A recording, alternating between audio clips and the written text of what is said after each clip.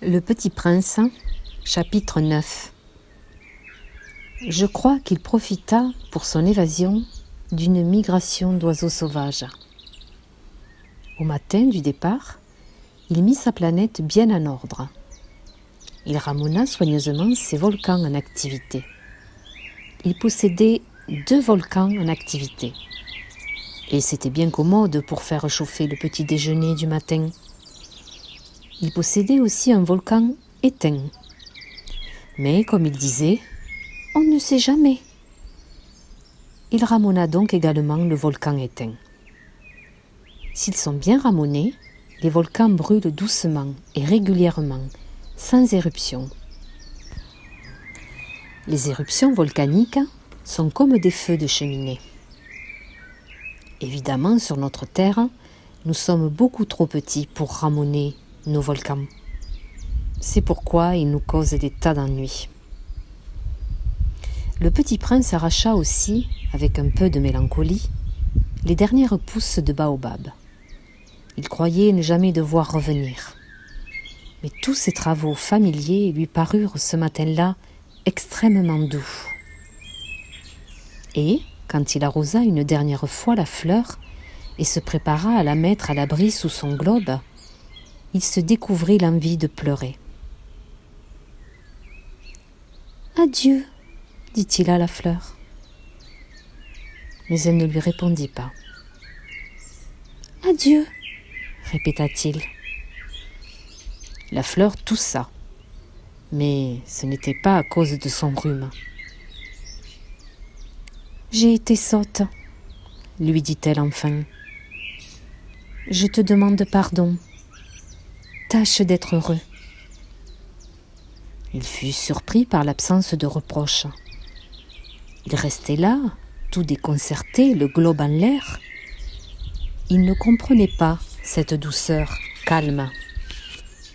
« Mais oui, je t'aime, » lui dit la fleur. « Tu n'en as rien su par ma faute. Cela n'a aucune importance. Mais tu as été aussi sot que moi. Tâche d'être heureux. Laisse ce globe tranquille, je n'en veux plus. » « Mais le vent, je ne suis pas si enrhumée que ça. L'air frais de la nuit me fera du bien. Je suis une fleur. » « Mais les bêtes, il faut bien que je supporte 2 ou 3 chenilles si je veux connaître les papillons. Il paraît que c'est tellement beau. Sinon, qui me rendra visite? Tu seras loin, toi. Quant aux grosses bêtes, je ne crains rien. J'ai mes griffes. » Et elle montrait naïvement ses 4 épines. Puis, elle ajouta. « Ne traîne pas comme ça, c'est agaçant. Tu as décidé de partir, va-t'en. » Car elle ne voulait pas qu'il la vît pleurer. C'était une fleur tellement orgueilleuse.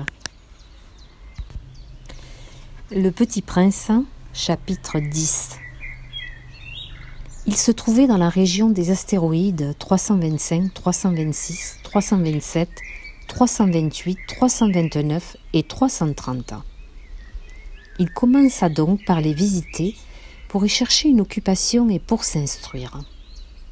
Le premier était habité par un roi. Le roi assiégé, habillé de pourpre et d'hermine, sur un trône très simple et cependant majestueux. « Ah, voilà un sujet !» s'écria le roi quand il aperçut le Petit Prince. Et le Petit Prince se demanda « Comment peut-il me reconnaître puisqu'il ne m'a encore jamais vu ?» Il ne savait pas que pour les rois le monde est très simplifié. Tous les hommes sont des sujets. « Approche-toi que je te vois mieux !» lui dit le roi qui était tout fier d'être enfin roi pour quelqu'un. Le Petit Prince chercha des yeux où s'asseoir, mais la planète était tout encombrée par le magnifique manteau d'hermine. Il resta donc debout, et comme il était fatigué, il bâilla. « Il est contraire à l'éthique de bâiller en présence d'un roi, » lui dit le monarque. « Je te l'interdis. » « Je ne peux pas m'en empêcher, répondit le petit prince tout confus. J'ai fait un long voyage et je n'ai pas dormi. Alors, lui dit le roi, je t'ordonne de bâiller. Je n'ai vu personne bâiller depuis des années. Les bâillements sont pour moi des curiosités. Allons, bâille encore, c'est un ordre. Ça m'intimide, je ne peux plus, fit le petit prince tout rougissant. Répondit le roi. Alors je t'ordonne tantôt de bâiller et tantôt de... Il bredouillait un peu et paraissait vexé. Car le roi tenait essentiellement à ce que son autorité fût respectée. Il ne tolérait pas la désobéissance. C'était un monarque absolu. Mais comme il était très bon, il donnait des ordres raisonnables. Si j'ordonnais, disait-il couramment, si j'ordonnais à un général de se changer en oiseau de mer, et si le général n'obéissait pas, ce ne serait pas la faute du général, ce serait ma faute. Puis-je m'asseoir ? S'enquit timidement le petit prince. Je t'ordonne de t'asseoir, lui répondit le roi qui ramena majestueusement un pan de son manteau d'hermine. Mais le petit prince s'étonnait. La planète était minuscule. Sur quoi le roi pouvait-il bien régner ? Sire, lui dit-il, je vous demande pardon de vous interroger. Je t'ordonne de m'interroger, se hâta de dire le roi. Sire, sur quoi régnez-vous ? Sur tout, répondit le roi avec une grande simplicité. Sur tout ? Le roi, d'un geste discret, désigna sa planète, les autres planètes et les étoiles. Sur tout ça ? dit le petit prince. Sur tout ça, répondit le roi. Car non seulement c'était un monarque absolu, mais c'était un monarque universel. Et les étoiles, vous obéissent ? Bien sûr, lui dit le roi. Elles obéissent aussitôt. Je ne tolère pas l'indiscipline. Un tel pouvoir émerveilla le petit prince. S'il l'avait détenu lui-même, il aurait pu assister, non pas à 44, mais à 72 ou même à 100, ou même à 200 couchers de soleil dans la même journée, sans avoir jamais à tirer sa chaise. Et comme il se sentait un peu triste à cause du souvenir de sa petite planète abandonnée, il s'enhardit à solliciter une grâce du roi. « Je voudrais voir un coucher de soleil. Faites-moi plaisir. Ordonnez au soleil de se coucher. » Si j'ordonnais à un général de voler d'une fleur à l'autre, à la façon d'un papillon, ou d'écrire une tragédie, ou de se changer en oiseau de mer, et si le général n'exécutait pas l'ordre reçu, qui de lui ou de moi serait dans son tort ? Ce serait vous, dit fermement le petit prince. Exact. Il faut exiger de chacun ce que chacun peut donner, reprit le roi. L'autorité repose d'abord sur la raison. Si tu ordonnes à ton peuple d'aller se jeter à la mer, il fera la révolution.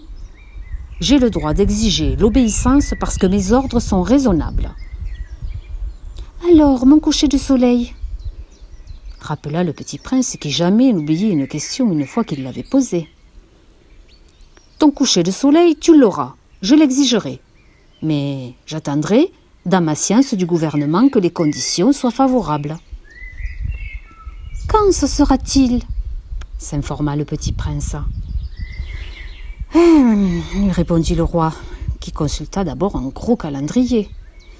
Ce sera Ce sera ce soir, vers 7h40. Et tu verras comme je suis bien obéi. Le petit prince bâilla. Il regrettait son coucher de soleil manqué, et puis il s'ennuyait déjà un peu. « Je n'ai plus rien à faire ici, dit-il au roi. Je vais repartir. »« Ne pars pas, répondit le roi, qui était si fier d'avoir un sujet. Ne pars pas, je te fais ministre. Ministre de quoi? De la justice. Mais il n'y a personne à juger. On ne sait pas, lui dit le roi. Je n'ai pas fait encore le tour de mon royaume. Je suis très vieux, je n'ai pas de place pour un carrosse, et ça me fatigue de marcher. Oh, mais j'ai déjà vu, dit le petit prince qui se pencha pour jeter encore un coup d'œil sur l'autre côté de la planète. Il n'y a personne là-bas non plus. Tu le jugeras donc toi-même, lui répondit le roi. C'est le plus difficile. Il est bien plus difficile de se juger soi-même que de juger autrui. Si tu réussis à bien te juger, c'est que tu es un véritable sage. Moi, dit le petit prince, je puis me juger moi-même, n'importe où. Je n'ai pas besoin d'habiter ici. Dit le roi. Je crois bien que sur ma planète, il y a quelque part un vieux rat. Je l'entends la nuit. Tu pourras juger ce vieux rat. Tu le condamneras à mort de temps en temps. Ainsi, sa vie dépendra de ta justice. Mais tu le gracieras à chaque fois pour l'économiser.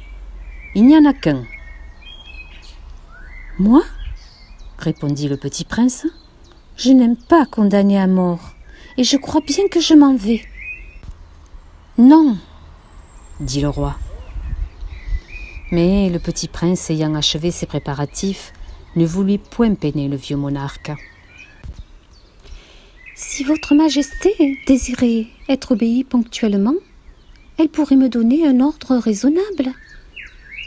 Elle pourrait m'ordonner, par exemple, de partir avant 1 minute.